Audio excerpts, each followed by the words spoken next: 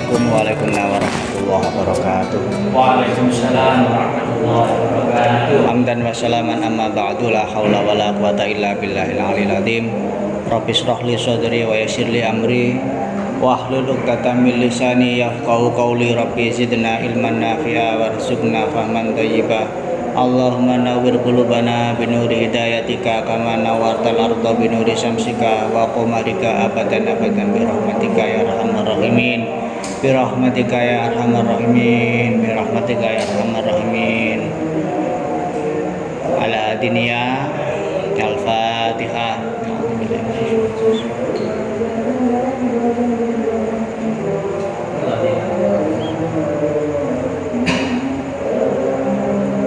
Syabal Fadilah yang dimuliakan oleh Allah Subhanahu wa taala.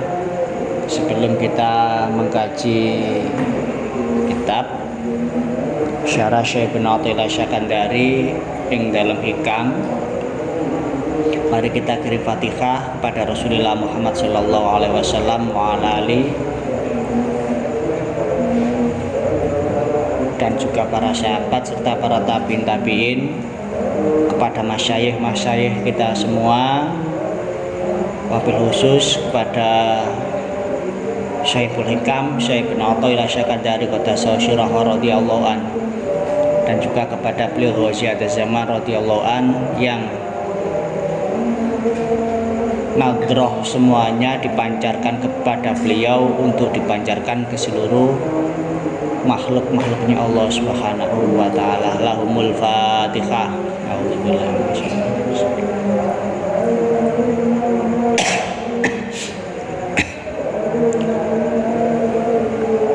Bismillahirrahmanirrahim.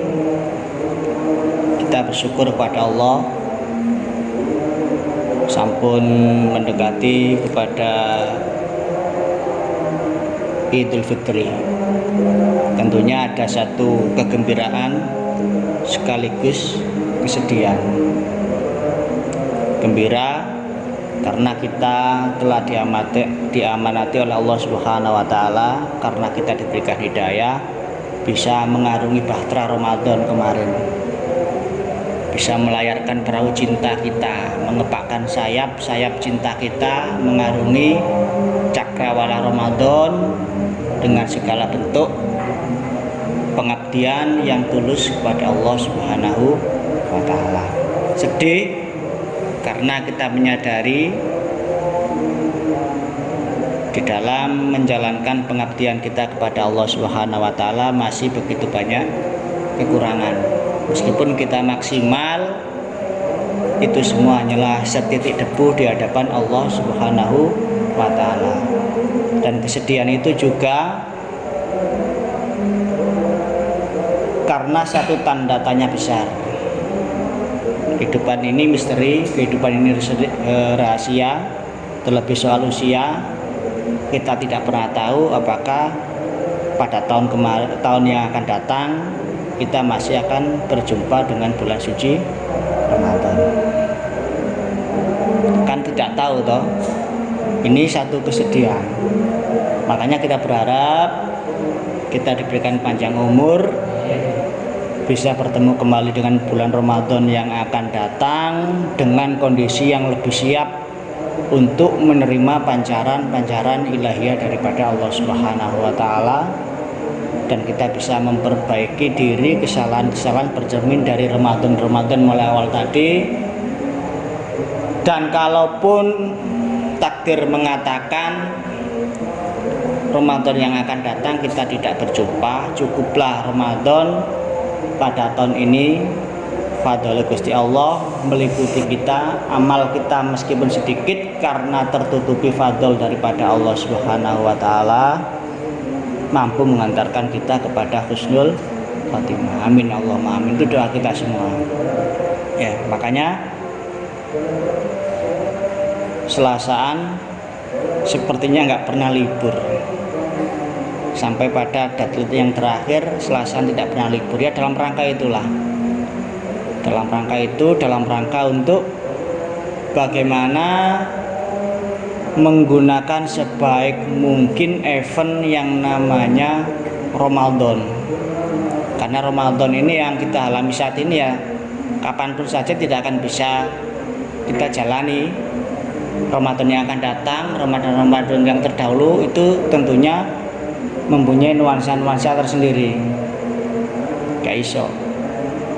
Makanya sangat sayang sekali jika ada waktu yang terlewati dalam Ramadan ini tidak bernilai ibadah kepada Allah Subhanahu wa taala. Makanya dalam salah satu sabdanya Nabi, lek ono Ramadan wis ilang, kok ono umat Kanjeng Nabi Muhammad sallallahu alaihi wasallam sik durung atuk pengampunanipun Gusti Allah, itu adalah satu kerugian yang sangat besar dan yang sangat nyata. Dan kepergian Ramadan ini adalah satu hal yang menjadi alasan dari ahlul langit untuk menangis, untuk meratapi hilangnya Ramadan. Jadi musibah yang sangat besar menurut testimoni daripada ahlus sama itu bukanlah datangnya corona, tetapi hilangnya Ramadan dan kita menyia-nyiakan satu hal yang ada di dalamnya, itu adalah merupakan musibah yang sangat besar bagi umat Rasulullah Muhammad Sallallahu Alaihi Wasallam. Yang terpenting bagi kita, saudaraku yang saya hormati, minimal satu tasawuf yang sering saya ajarkan, bagaimana kita mampu merasakan dan menyaksikan kehadiran Allah Subhanahu wa taala di dalam kehidupan kita sehari.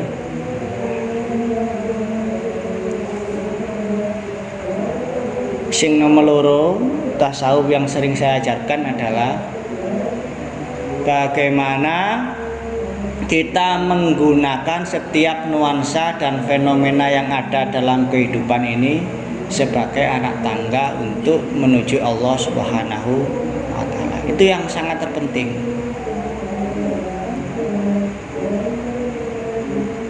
Jadi kita tidak menunggu momen. Kita berpacu dengan setiap hembusan nafas kita. Makanya dikatakan lek menungso iku oleh hidayah Gusti Allah, sedetik dari umur, dari hamparan usianya itu cukup mengalahkan keadaan manusia 1001 tahun lamanya di dalam ibadah kepada Allah Subhanahu wa taala. Satu detik. Makanya dalam pandangan tasawuf, darotun min a'malil qalbi khairun min amsalil jibal min amalil jawareh. Darotun fi a'malil qalbi, ngoten Gus nggih. Min a'malil qalbi, sebiji darah daripada amal manusia yang lahir dari hati yang betul-betul meligi, betul-betul tulus, betul-betul murni. Kalau dalam bahasa kita ada angin lillah dihembuskan dengan angin billah, itulah akan bernilai daripada 1001 kebaikan yang dilakukan oleh manusia. Ya, ini sesungguhnya esensi daripada Lailatul Qadar. Sayyidina Ali karamallahu wajhah pernah memberikan satu statement ya, ketika banyak orang mengatakan dalam perdebatan mana hari yang terbaik, hari Jumat dan sebagainya, dengan alasan yang variatif, beragam dan variatif. Sayyidina Ali justru mengatakan satu hal yang seolah-olah tidak ada referensinya, tapi Sayyidina Ali ini adalah mata air kecemerlangan dan kejernihan dari para kekasih Allah. Kalau kita lihat, Mas, sanad-sanad thariqah itu bermuara pada dua orang. Bermuara pada dua orang. Yang pertama kepada Sayyiduna Abu Bakar As-Siddiq radhiyallahu anhu. Sing nomor kali bermuara kepada Sayyiduna Ali karramallahu wajhah. Jadi lek panjenengan samangke nemui toriko-toriko, pasti kembalinya kepada dua orang ini, Mas. Berarti ini muara daripada mata air kecemerlangan dan kejernihan hati dari Rasulullah, kemudian diberikan kepada dua orang tersebut. Rasulullah tentunya daripada Sayyiduna Jibril alaihissalam, dan ini merupakan dari Allah Subhanahu wa ta'ala. Jadi kalau kita ngomong gerakan-gerakan tasawuf, karena ngaji kita juga ngaji tasawuf, yang bersanad kepada Sayyiduna Abu Bakar As-Siddiq radhiyallahu anhu menika thariqah Naqsyabandiyah. Salintune Naqsyabandi menika merupakan memetik dari mata air kejernihan hati Sayyiduna Ali karramallahu wajhah. Jadi lek sampean katakanlah sanadnya apa? Akmalia itu perpaduan daripada Qadiriyah, Satoriyah, diberi nuansa yang namanya Iskiyah. Iskiyah itu isyik, sebagaimana putranya Gus Uzi Aflah bil Iski Muhammad. Putra beliau yang nomor 3, Aflah bil Iski Muhammad. Ini sebuah perlambang. Lek kepingin bejo, Aflah itu wong bejo. Qad aflahal mu'minun. Lek kepingin urip bejo, iku hendaknya seluruh hamparan kehidupan di dunia iki dilandasi dengan isyik, dengan satu kerinduan yang menerbangkan rasa cinta kepada beliau Rasulullah Muhammad SAW dan juga Gusti Allah. Jadi ini larinya kepada siapa? Kalau Akmalia, pada akhirnya larinya kepada beliau Rasulullah Muhammad SAW. Ini penting untuk kita kaji. Karena ngomong tasawuf kembali lagi adalah ngomong kepada yang namanya dzauqiyah. Dzauqiyah itu adalah sesuatu hal yang bersifat rasa, yang dalam rasa inilah kemudian bertumbuh yang namanya makom, hal, dan ahwal. Larinya tasawuf itu pada kesaksian hati, lebih kepada penataan yang bersifat substansi dan esensi daripada satu hal yang bersifat normatif. Tetapi satu hal yang esensi dan substansi ini tidak pernah lepas daripada yang namanya hal yang normatif. Karena antara syariat dengan hakikat adalah satu komposisi yang berimbang, yang tidak boleh lepas antara satu sama lain, ibaratnya dengan benda dan satu bayangan. Jika benda ini tidak ada, tentunya tidak akan ada satu bayangan. Ibaratnya sekeping mata uang. Jika ini tidak ada, maka nominal berapapun yang satunya tentunya tidak akan berfungsi, bernilai. Makanya uang itu ada soal nilai. Kekayaan juga soal nilai yang bersumber pada simbol. Kata beliau Hadratul Mukarram seperti itu.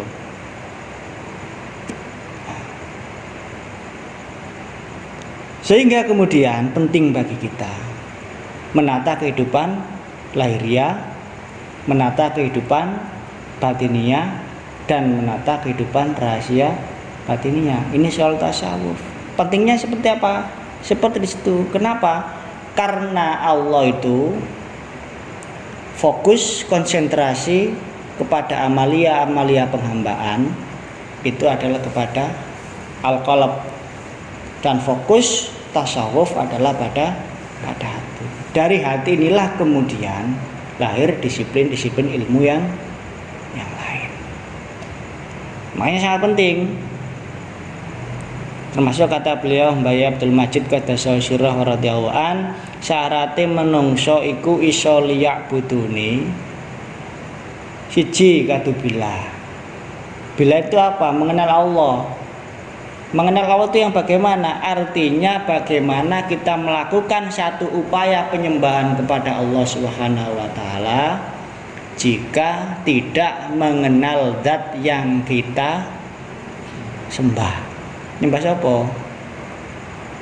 Contohnya Mas Iwan disuruh beli terasi sama ibu, ini kan kenal karena ibu. Tentunya akan berangkat. Kadang-kadang kenal ikilah ibu gak berangkat karena mengenal. Misalnya kok tiba-tiba udah nggak kenal memerintah Iwan, Mas Iwan, juga akan berangkat siapa? Sampean ku sopo ngomong aku lah, ini Gusti Allah bila. Kemudian syarat ingkang nomor kali nggih menika lillah. Yang paling urgent sebenarnya ini bila. Lillah niki artinya satu kaidah yang dibangun sebagai kaifiatut ibadah. Bagaimana tata cara kita beribadah, yaitu syariat-syariat yang sudah disampaikan sebagai pelengkap risalah kenabian Nabiullah Muhammad sallallahu alaihi wasallam. Makanya penting. Dan pandangan orang-orang tasawuf di sini dikatakan fal arifuna, orang-orang yang sudah betul-betul zauq kepada Allah Subhanahu wa taala menika menyaksikan bahwasannya segala sesuatu niku mboten wonten, yang ada hanyalah Allah Subhanahu wa taala. Pandangan mata hati ini. Kalau ditakoni ya tetep sampean warga negara Indonesia. Itu warga negara Gusti Allah. Warga negara Indonesia. Ngukur tanah ya tetap bayar pajak ya, yang bayar pajak. Duduk mentang-mentang tasawuf ngerti tanah Gusti Allah tari pajak lho, Gusti Allah kok ditari. Tanah Gusti Allah ditari ya, kono peno tanah sak cawuk gawe bayar pajak. Ya tidak. Ini kan miscommunication seperti itu. Ya contohnya ceritanya Mbah Kiai Abdul Rahman Wahid itu pas mondok nang Tegarejo, ning Muntilan, ya di mana itu di Jogja ya, di Magelang. Bengi-bengi marang ngejak mayoran santri-santri sing liya. Arek mayoran, enggak apa mbeleh wedhus. Akhirnya wedhuse ya ini di kandang ditokno dibeleh. Soale maring ngrungono dawuh kiai winginane kabeh ku nek Gusti Allah. Akhire konangan ki lho lapor iki wedhusku. Iki wedhus Gusti Allah kula beleh. Iya rek Gusti Allah ya Gusti Allah tapi aja wedhus PT ae. Jadi itulah wong arif iku menyaksikan dengan pandangan mata hatinya segala sesuatu yang selain Gusti Allah itu mboten wonten sing wujud namung Gusti Allah. Niku sing disebut dengan pandangan fana. Pandangan fana. Kenapa fana? Karena menyaksikan kemahagungan dan kebesaran Allah Subhanahu wa taala dalam kehidupan, dalam dimensi hidup seorang manusia yang lebur jadi satu sehingga kemudian kalah. Ya contohnya ning perapatan ono sepiro ngatus sampai sepeda Yamaha prek-prek. Lampu merah mandek di gras greng itu yo. Yamaha piye sih kabeh kan fana yo. Mengsle langsung apa minder mingslep. Kenapa? Kemahagungan CB. Pun demikian dengan kemahagungan Allah Subhanahu wa taala ketika kekuasaan kita apapun yang kita miliki face to face berhadapan dengan Allah Subhanahu wa taala, ya langsung ada rasa itu khosyah seketika halan. Karena apa? Merasakan kemahagungan dan kebesaran Allah dalam dimensi kehidupan yang kita jalani. Kan itu gampangannya gampang lah, harus gampang. Ono arek enom meluwete pakaren necis ya, keras karena merasa dirinya kaya. Kemudian berhadapan dengan sesungguhnya konglomerat yang sebenarnya, ya akan hilang. keberanian seseorang. Kayak jagoan kampung ngecekel polisi kadang-kadang hilang. Padahal kalah ambek seragam. Apa sing dibeteni polisi ya seragame. Lek depan padha menungsane kan lek-lekan gak kenal iki sapa gak pakai seragam kan berani. Apa sing gak wedi? Seragame. Masuk polisi ini tuwek krempeng nyegat sampean mandek jangan wedi mblayu karena apa?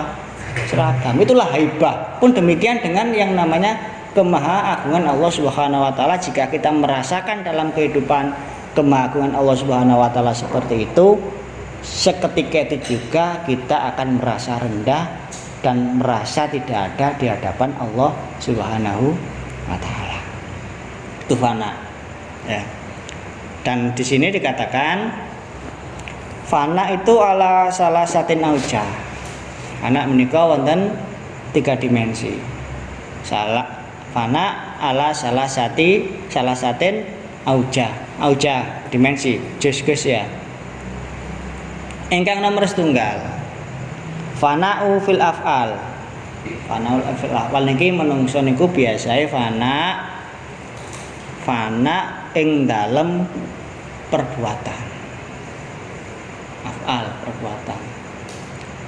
Mulane nang Bayai Majid itu dalam sholawat makrifat dikatakan Allahumma kama antalu hatta la nara wa la nasma'a wa la najida wa la nufisha wa la nataharraka naskunna illa biha. Ya rumangsa billah iku mang. Artinya perbuatannya apa? Ketika kita melakukan sholat, bukan murni kita yang sholat karena kita disolatkan karo Gusti melalui apa dengan hidayahnya. Lek syariate dijelasno hidayah, tapi lek wong sing wis ahli zuhud, sanes ahli hijab, wis mengatakan yang menggerakkan Allah ibaratnya wayang. Ki ana Janaka, ana Werkudara, terus ana Buta Cakil. Siapa yang menjadikan sifat-sifat itu? Gusti Allah. Sing dadekno perang ya Gusti Allah. Mulane ya kudu siap lek urip iki dikalahno ning Gusti Allah ya kudu rido kalah wong kene mek wayang. Dina iki rezekine ditukono ya kudu rido lah. Enggak usah ngoyo. Artinya apa? Ya kita mencari solusi penyelesaian tapi tidak melibatkan hati. Cukup sebatas pikiran. Sebatas kekuatan tangan ya kita melakukan lobby-lobby lah. Tapi lobby-lobby itu digerakkan dengan satu kesadaran bahwasanya Allah nggadahi skenario. Skenario menungso urip menungso kuwi wis tak terangno. Ana ning Lauhil Mahfuz, termasuk Quran, termasuk Kutubus Samawat, termasuk seluruh cerita kehidupan yang ada di dunia ini sudah selesai dikerjakan Allah dalam draft kehidupan yang akan digelar ing dalam penguripan wonten alam dunya ila yaumil kiamah. Ya kadur itu. Lek hari itu pas pegel. Ati loro, pegel, tidak menghasilkan apa-apa, kacau balau. Karena tidak ridho. Ridho itu berarti bersifat pasif, bukan ridho itu berarti bersifat aktif, bukan pasif. Ridho berarti enggak lapo-lapo, tidak. Justru melakukan satu varian usaha. Tapi kita sadari, hatinya sadar, usaha itu hanya sekedar kita itu bergerak. Meskipun bergeraknya juga harus diskenario sedemikian rupa, di draft bahasa itu baru harus dengan teknik seperti apa, siasat seperti apa. Ini bagian daripada usaha, tapi usaha itu kita sadari hanya digerakkan dorongan rasa ridho terhadap Gusti Allah. Menungso sing nomor setunggal fana ing dalem af'al, fana ing dalem perbuatan. Mangane lek nglakoni apik dirumangsani billah. Lek basa Al-Ghazali zikru minna. Ering peparing Gusti sapa sing lakoni termasuk ini. Ketika saya berbicara ini ya digerakkan syariatnya. Saya punya organ yang sempurna, ini lisan, ada pita suara yang enggak rusak sehingga suara saya kemudian sampai kepada antum-antum semua. Bahasanya antum kira-kira.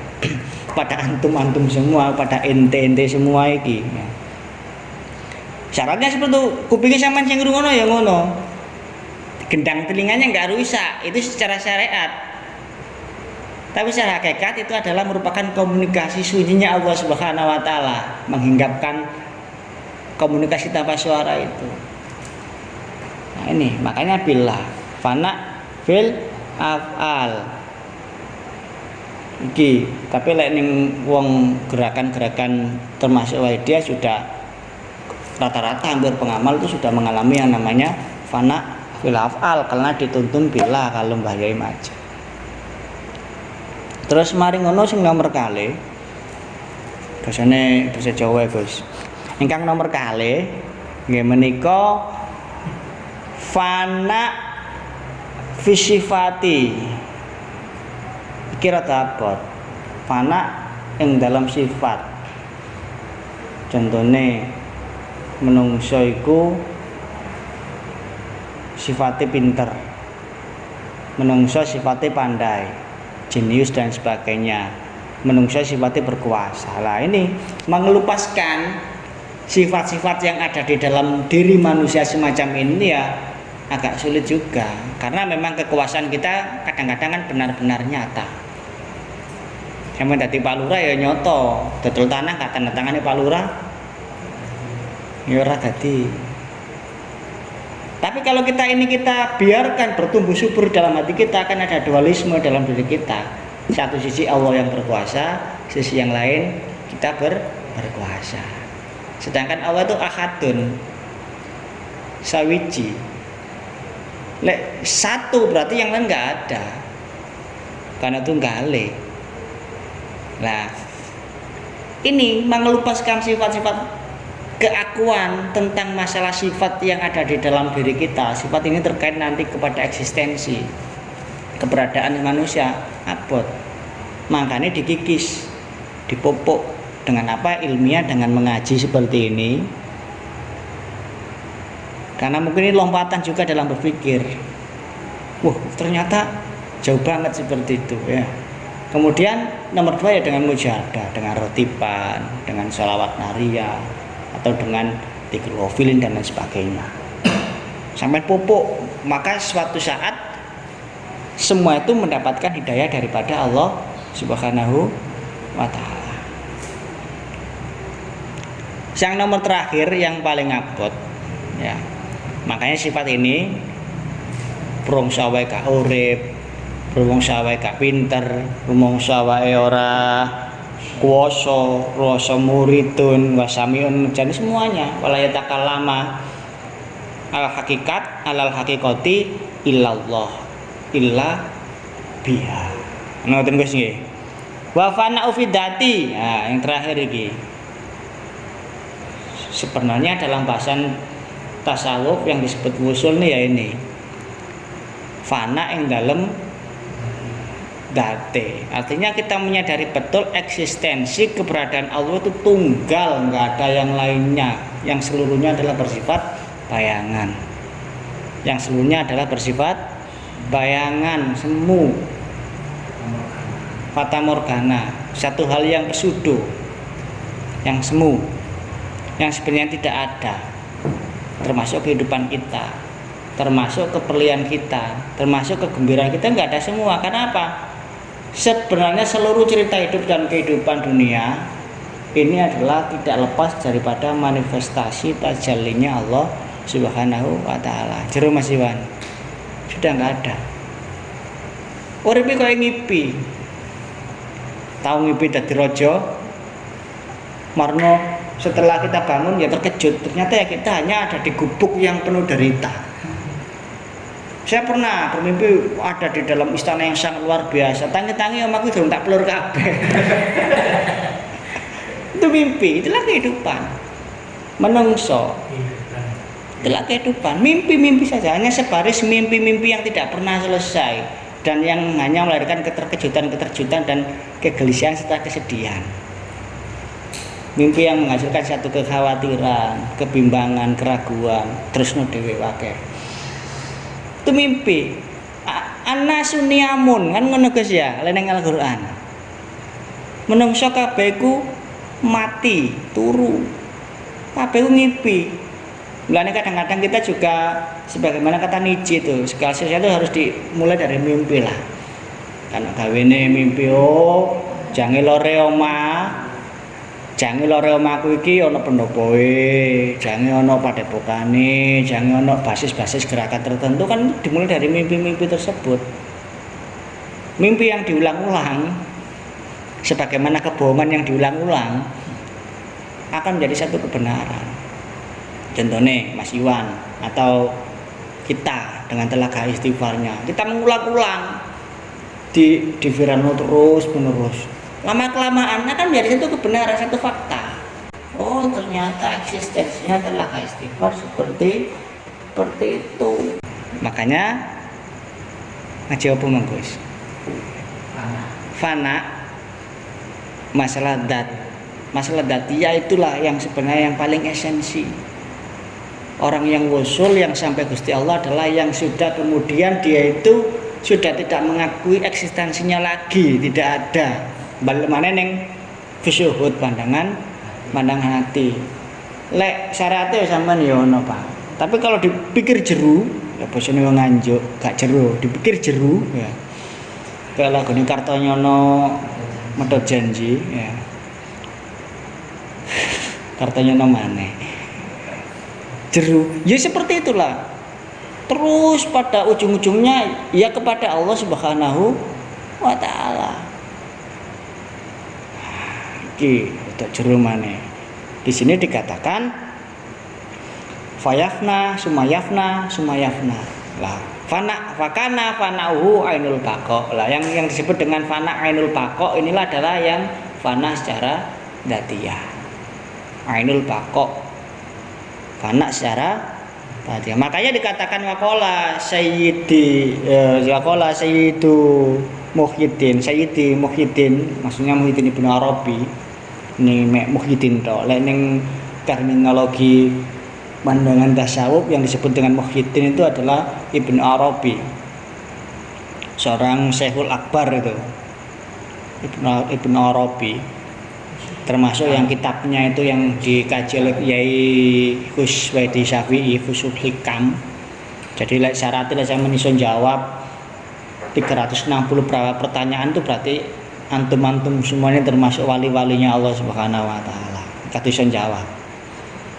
Lek kepengin ngetes enggak apa-apa jawaban 300 poin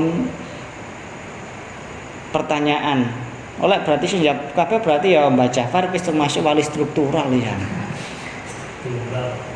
Gak terima wali kultural kalau Bang Toyib itu kan gak diakoni eksistensinya, sehingga banyak dicampakkan, banyak diremehkan. Nek sing wali-wali struktural diakoni sapa sing gak kenal Abdul Qadir Jailani dipetekai terus nang mampus ya, al-masyhur. Siapa gak kenal Kiai Hamid? Ini struktural. Kiai wali yang muttafaqun alaih, hadis muttafaqun alaih kan kebenarannya kan tidak diragukan. Kiai Hamid waliullah muttafaqun alaih itu. Kuwabe wali ngakoni. Betul masih banyak yang mempertentangkan. Gusmi ya banyak polemik, tapi kalau Kiai Hamid karena orangnya sempurna. Tapi bukan berarti kemudian membeda-bedakan wali ini lebih sempurna, wali tidak. Sama wali-walinya Allah memang hanya ditugasi saja. Intinya mana? Lek ono zaman terlalu normatif, muncul kayak Gus Ja'far. Saya seimbang. Pokoknya wis fakir ini terlalu kenceng, pasti akan ada wali-wali yang morat-marit seperti itu. Ya itu sebagai balancingnya, enggak karena Allah tuh enggak menciptakan satu kutub yang itu. Sama ditene wis pokoknya wis di zaman iku ya padha mbelek wayang, lek wis meruncing perlu goro-goro. Cak silo perlu metu. Lek wis kabeh dai siaran padha serius kabeh YouTube perlu silo, ya silo. Perlu golongane supali. Itu penting karena apa? Biar terjaga dinamikanya. Ngoten nggih. Jadi penting sekali. Dikatakan Muhyiddin Ibnu Arabi, man syahidal, barang siapa seseorang yang menyaksikan dirinya la fi'la, ya, menyaksikan dirinya itu Boten mempunyai perbuatan lagi fakot faza. Dia itu bejo faza. Intinya jeneng faza. Mulane Gus Hamim mana jeneng mafaza. Niru Quran mafaza. Bejo ini, beruntung.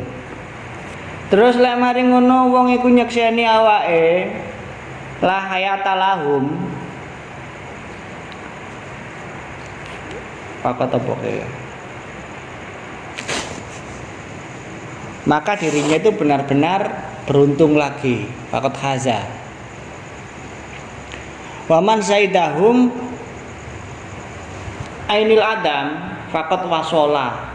Lek wong kunyekseni awake iku teman-teman ora ono, maka dia itu sesungguhnya adalah telah sampai kepada Allah Subhanahu wa taala. Ini sebagai ukuran. Ternyata kita bukan siapa-siapa ya. Dengan segudang prestasi akademik, segudang prestasi rohani, ngoyo ibadah, koyo wis njedulane, ternyata lek dibanding dengan ini sebagai satu pertanyaan, kita nggak bisa nggak titik ora iso. Kita bukan siapa-siapa ternyata. Kita ya seringkali narsis dengan diri kita sendiri, ya. Seringkali mengeluh, seringkali nggak ridho, padahal syarat daripada iman yang kamil itu kan satu, misalnya ada al-ghina anin nas lho. Wis mugi teko menungso, saka makhluke Gusti Allah. Wa alal bala'i radin kan ngono Gus ya. Lah dikei bala, dikei sing gak enak-enak ridho. Marine ya sabar. Wala nak ma'is syakir. Ini berarti iman sing kamil, iman sing sempurna. Ramadan ini memproduk seperti itu. Aw maj'alni bil imani kamilin wali matin wali zakati. Nah ini normatifnya ditoto. Tungone terawih lho. Itu yang ingin diproduk dari Ramadan. Marang batinnya ditoto, syukur. Kan berarti kan menata kehidupan lahiriah, menata kehidupan batinnya, dan menata rahasia kehidupan batinnya. Dari sini bisa dipaham itu Ramadan yang penuh barokah ini. Nah, ya ini Lailatul Qadar, Mbak. Mari Lailatul Qadar ini malam 17 iki gawe refleksi untuk membangun satu dekonstruksi aja. Jangan rekonstruksi dulu. Kita dekonstruksi. Dekonstruksi itu kita meruntuhkan bayangan-bayangan dan imajinasi-imajinasi yang selama ini berkelindan dalam alam mimpi kehidupan kita. Nah ya, ternyata kita bukan siapa-siapa. Kok ini seolah-olah wis duwe kapling ning swarga.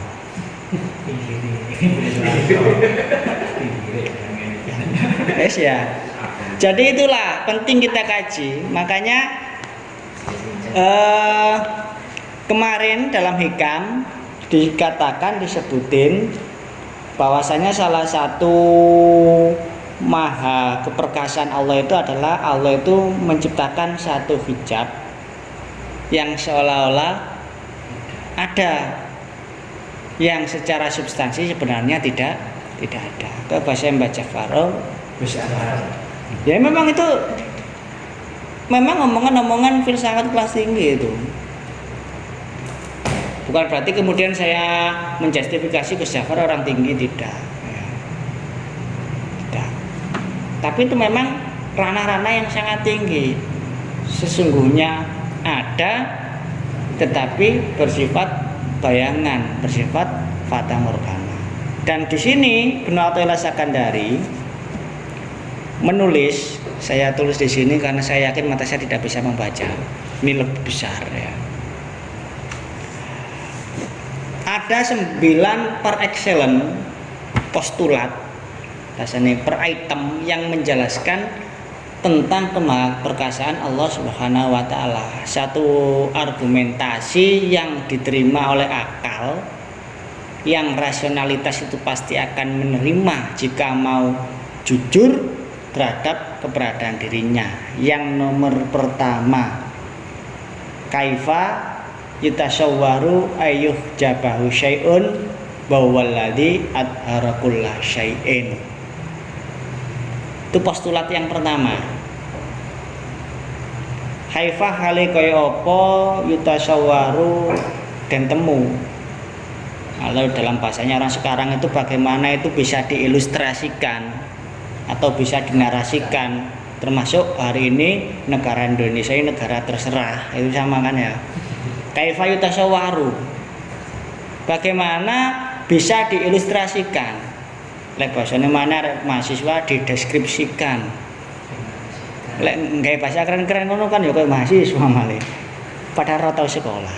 Nggawe bahasa kampung ae lah. Kaifa yutasawwaru khayale kaya apa den temu atau tergambar. Ayyuh jabahu ing yen to ngalingi ya ngalingi ing Allah syai'un apa suwiji-wiji wa huwa hale utawi Allah alladzi nyatane dat adhara kang ngelairaken sapa Allah menerbitkan kullai syai'in marang saben suwiji-wiji. Ini satu pertanyaan, bisa dijawab. Lah dijawab iso dadi wali misalnya.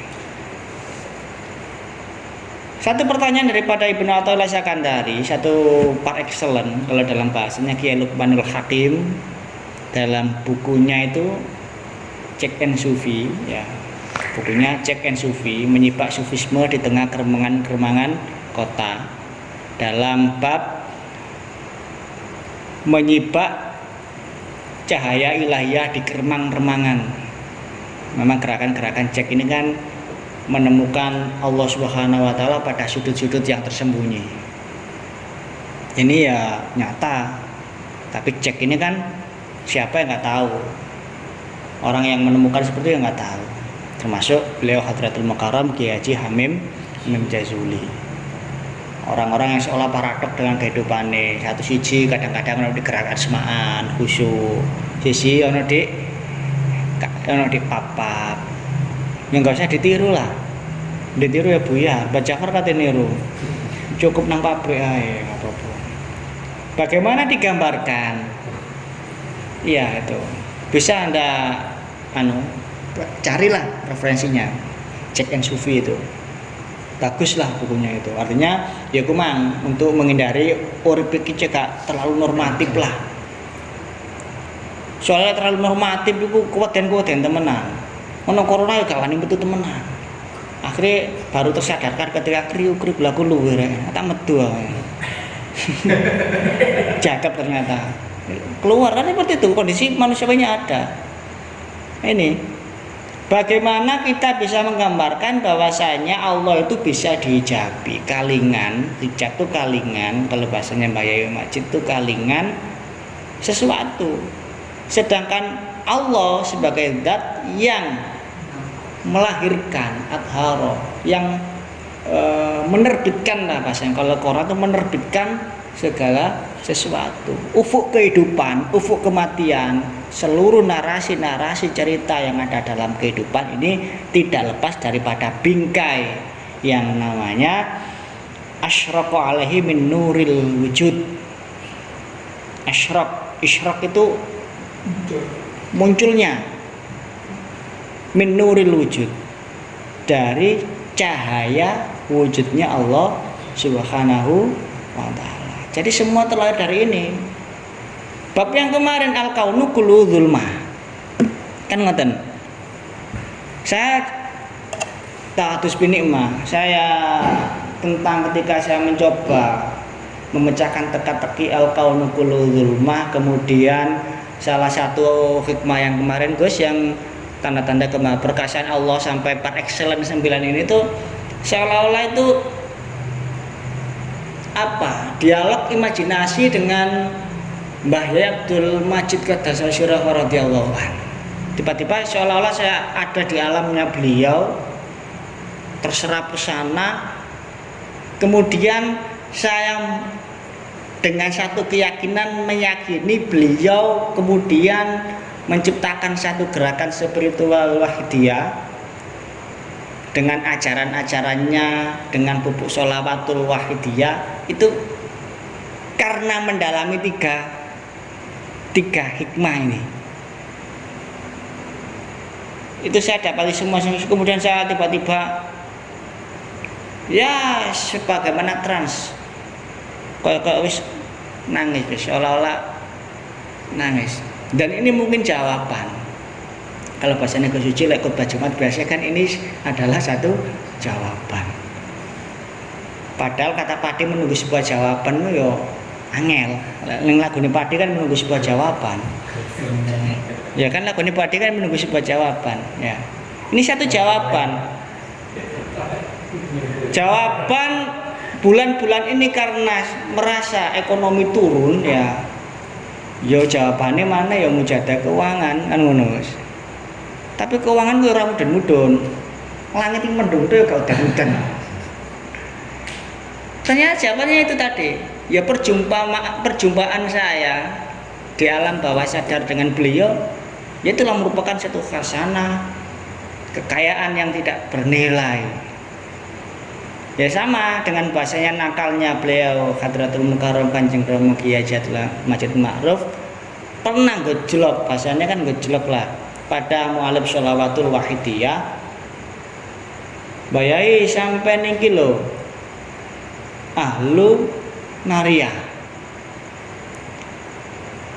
kesuwur le sholawat naria diwoco dengan kaifiyah 4444 itu akan mendatangkan satu kekayaan yang luar biasa min alam kono iko. Teko kabeh sugih lah. Lah sampean mulai biyen sekilo maca naria petang 94 sampai turu ya maca naria sampai kesadaran naria. Terus mana kekayaan yang datang menghampirimu? Pastinya seperti itu. Jawabannya beliau diplomatis. Yo wahidiyah iki.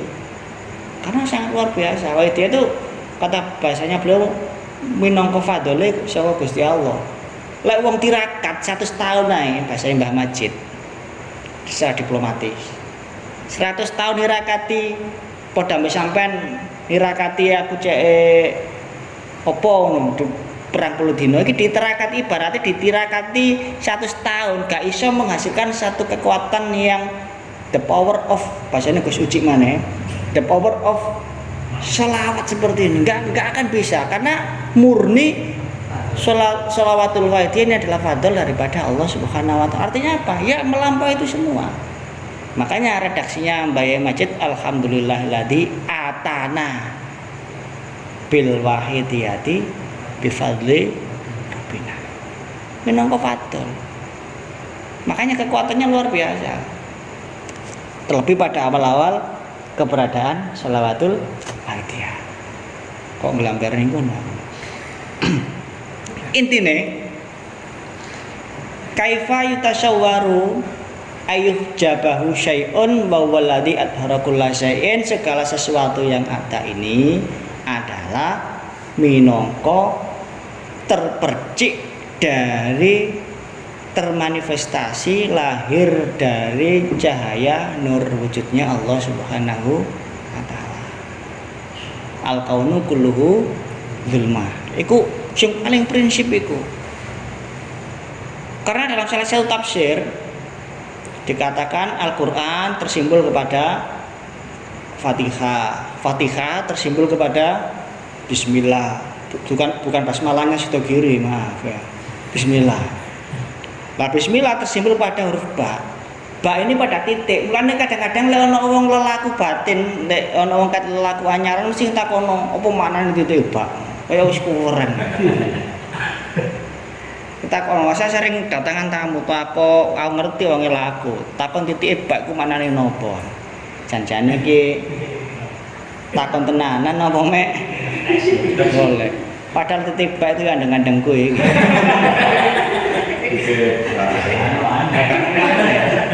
Pak ya ning kene iki. Kalau kita telusuri riwayat sejarah manakib dari keberadaan andeng-andeng ini dulu di sini. Karena waktu kecil saya ahli hujan-hujan tergeser. Tapi cukup satu karena saya sebagai anak biologis daripada almarhumah Kiai Haji Abdul Aziz. Ya Aziz loro.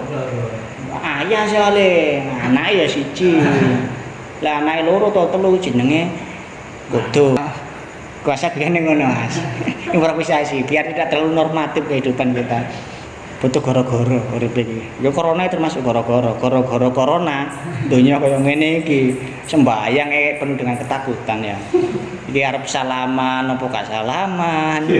Ya, apa penggang apa susu vakum. Biasanya kan rapatkan barisan saiki pisahkan barisan. Dulu bersatu kita teguh, sekarang bersatu kita mati, Pak. Salaman tangannya kuman. Bercerai kita selamat sekarang. Lah bercerai kita jatuh, bercerai kita selamat sekarang itu. Kok tambah seru ngaji. Malah gak tutup ya. Jadi kumang ya. Jadi cekak cepet-cepet dadi wali ya sih mah diguyoni itu. Dadi wali akhirnya soro akhirnya. Kate tuku somai iki pikir-pikir gitu. Aku kado luwe ya, wali kok warep ya. Pokoknya kan delok sinetron wali kan delok sinetron wali kan delok konser. Tapi apa ya ono pitakone wali senengane marginal. Lah. Marono senengane Endang Sukamti, senengane SID. Wah, iki wali milenial. Ya gitu. Adhara pula sayin. Jadi pertanyaan kan nggak mungkin itu ya. Kalau segala sesuatu diciptakan oleh Allah, kemudian segala sesuatu menjadi penghalang kepada kan nggak mungkin. Jadi ibaratnya ini mereknya HP apa? Ono sing Oppo, ono sing Asus ya. Kan masing-masing kan sudah punya cirinya. Termasuk sarung, produknya. Sarungmu lewat bengkel dandakno otomatis menunjukkan kepada eksistensi penjahitnya. Lek basane Sayyidina Ali yang bahasa pujian, ma khalaqas sama sapa sing gawe langit. Allahu khalaqas sama, Gusti Allah sing gawe. Adanya langit ini menunjukkan adanya eksistensi sang pencipta. Adanya kopi, lha wis marifat. Kat ngombe kopi ngene to, aja ndelok ngombe kopi aroma itu. Iki berarti gawenane ibuku kan sudah marifat. Jadi ngombe kopi wis yang hadir adalah wajah ibu saya. Dia padha ambek sampean. Pan-pane arek wedok diapeli lanangane. Lanangane biasa nggae sepeda RX. Soale madhape sodik. Madhab sodik. Kat parkir sama krungu suarane wis ketok aja. Sampeyan kok kesunyian itu terpecahkan oleh suara ipi, oh berarti Pak Sujud, kata Pak Sujud. Ben kan Pak Sujud itu penggawane kan ngoceng kucing jeneng ipi. Jadi berarti di tengah kesunyian lamunan Anda terpecahkan oleh datangnya suara ipi, berarti kan sudah tahu jemblekere Pak Sujud dan lain sebagainya. Loh, apakah benda yang diciptakan itu bisa menghalangi itu? Nggak bisa, kan bayangan. Yuk kayak awan. Mari ngono mendung kan nggak ada bayangan kan ya. Apakah kemudian bayangan itu bisa menutupi seluruh eksistensi daripada benda? Nggak bisa. Ini pertanyaan yang excellent daripada Syekh Ibnu Athaillah sebagai landasan argumentatif dan rasional menghadirkan satu bukti bahwasanya Allah Subhanahu wa taala itu tidak bisa dihijabi dengan segala sesuatu. Apa terus nosong iki jam piro? Siji sih. Ketiwali engko ya. Jadi itulah ya. Jadi intinya kembali lagi saya selalu mengulang-ulang formula tasawuf yang saya anut. Satu, kita itu dengan segala nuansa yang ada, bagaimana mampu merasakan dan menyaksikan kehadiran Allah Subhanahu wa taala. Artinya sampai mengalami satu kehidupan, katakanlah dalam satu kesengsaraan. Kesengsaraan yang sesungguhnya. Contohnya rumah tangga, kadhe duit, bojo loro, anak loro, melu tangan kan itu kan narasi kehidupan yang sesungguhnya ini. Rasakanlah kehadiran Allah. Artinya apa? Hati kita ajak menyaksikan Allah. Itu adalah fi'lullah. Artinya Allah itu skenario kan enggak secara psikologi kita enggak akan terganggu. Sesulit apapun jika ada satu kesadaran itu adalah merupakan bagian daripada skenario Allah Subhanahu wa taala. Enggak akan terbebani. Ya terbebani mesti, tapi enggak akan terlalu berat. Itu loh, makanya like sampean delok film apa itu kungfu apa itu Junbo sama Tianbo itu yang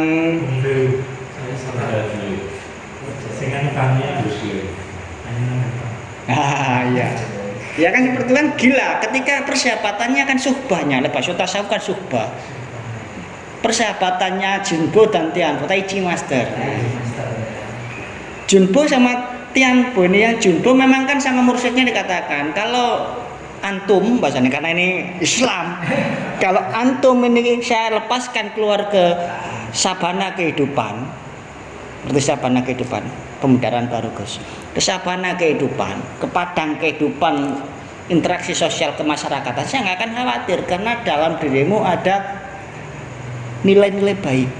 Sedangkan Tianbo, kamu ini mengkhawatirkan apa? Ada satu iri, ego, dengki yang menyelinap, memeluk erat-erat dalam kesadaran dirimu sebagai seorang manusia, dan itu akan muncul ketika engkau bersentuhan dengan kehidupan yang sementara. Terbukti akhirnya ambisinya ingin jadi number one, ya number one ya nggak apa-apa, tapi cara yang ditempuhkan kemudian akhirnya suhbah ini kan dia menjadi seorang pengkhianat, mengkhianati persahabatan, mengkhianati idealisme, menjual nilai-nilai agama untuk diselingkuhkan dengan kekuasaan. Akhirnya ya tadi jenderal, tapi kan dengan cara-cara yang tidak terpuji. Kan akhirnya kan menghadapi realitas seperti ini kan bingung juga, Junbo nggak tega lah.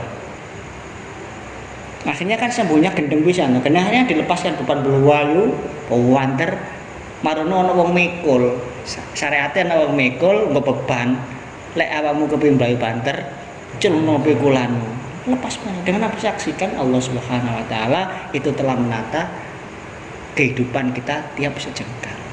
Untuk film ya faedahe. Biar bila kita maknai. Pada akhirnya nanti itu akan ada begini. Ning urip iku saya mengatakan tadi itu adalah tidak lepas daripada manifestasi Gusti Allah. Tajal ini Gusti Allah. Saya mendelok wong mulya itu semua terpercik dengan sifat muiznya Allah. Ana wong kina, kok penggawane nyenu ae. Entek sama memang kan dihinakan sama Allah. Itu pun memeluk dengan yang namanya al-mudil. Allah adalah Maha yang menghinakan. Ya enggak oleh sama rasane tok wong iku Gusti Allah hadir ning kono ya. Dirasani. Terus dikaji kalau sebagai konteks sosial, sebagai tawasul bil haq, tawasul bil enggak masalah. Tapi enggak kemudian kita melakukan justifikasi. Bahasanya justifikasi apa kalau justifikasi menghakimi seperti itu. Nanti ini ada di par excellence 9 ini ada jawaban-jawaban seperti itu. Sehingga dalam konteks Jack and Sufi, seorang yang menghidupkan kehidupan malam yang betul-betul di dunia malam dengan kendaraan gereng-gerengannya dan lain sebagainya, di situ kan apa? Ya tetap menemukan Allah Subhanahu wa taala. Karena Allah itu nggak bisa dihijabi oleh siapapun saja. Sekarang katakan satu desa ini nuansanya adalah kepedihan adab karena mudil semua dihinakan Allah nggak akan hilang kok.